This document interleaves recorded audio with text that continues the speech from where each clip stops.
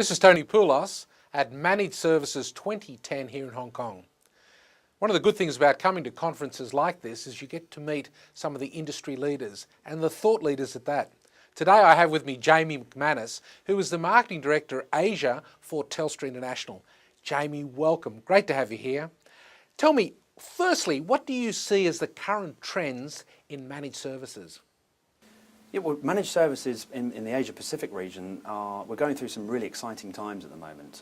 If you look at the world's economy, perhaps for the last decade at least, it's tilted towards the Asia-Pacific region. So we've seen that many of our customers in the European locations and in the US as well are now not only looking to Asia for cost arbitrage or labour arbitrage, but they're actually looking now here for growth as well. Now that's important, so that means that we have a specific focus on that. And you may have seen that we've recently, in fact in December 2009, officially announced our international headquarters here in Hong Kong. What do you see as the priorities and even the changing needs of enterprises in Asia these days? You know, priorities shift over time, and of course, as we move from recession to recovery, you might say, business priorities naturally always include cost reduction, because that's a need that every CIO might have. What's interesting now, though, is you look at some recent research from the Gartner CIO Agenda Study, for instance, the top priority that CIOs are expressing in the Asia-Pacific region is about growth. They're really looking for growth now, and cost, in fact, is at number 3. So how can Telstra International best serve enterprises these days? After all, managed services is not your traditional business, is it? Well, you know, I guess Telstra's, if you look at the corporation company, we're over 100 years old. So, yeah, I mean, traditional business for us, if you wind the clock back, is classically in the telephony services, the old POTS, you know, plain old telephone system. As technology has advanced, you know, I like to draw the analogy between what our core asset now offers customers, and the core asset being, you know, a global network that has capillarity into multiple countries around the world. So, as you know, we have investment interests in about 50 subsea cable systems, and we offer customers access to over 1,500 points of presence around the world. So that in itself is the bedrock, if you like, to enabling customers to enjoy different types of managed services. So if my traditional business was the connectivity and the data transport, what's changed is the fact that the transport mechanism, i.e. the cable, the fibre and the copper, is no longer just a passive transport mode.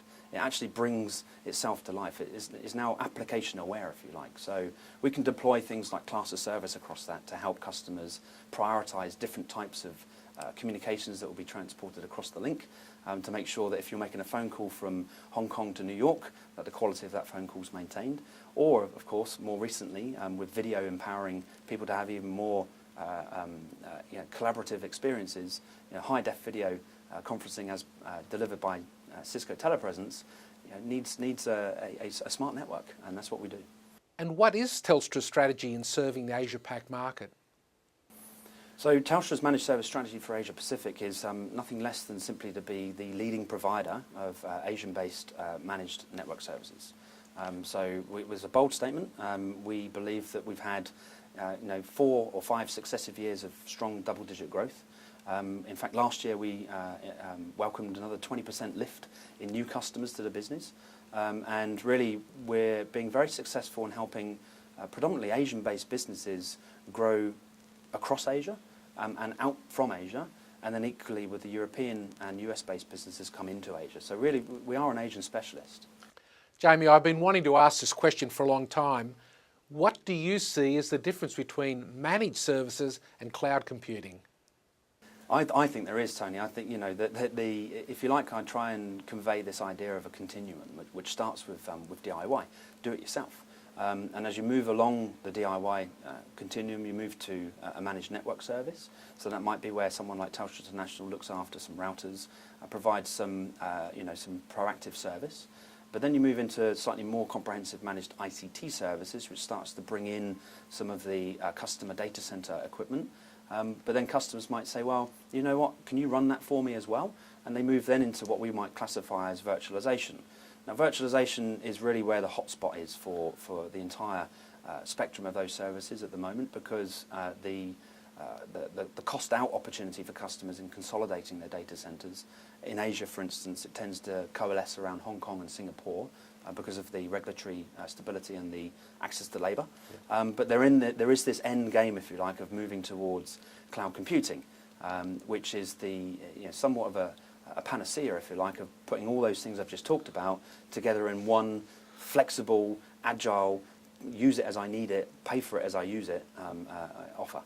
Jaymi, thanks so much for answering that rather difficult question. It's been great to have you with me today. Thanks again. Thank you very much.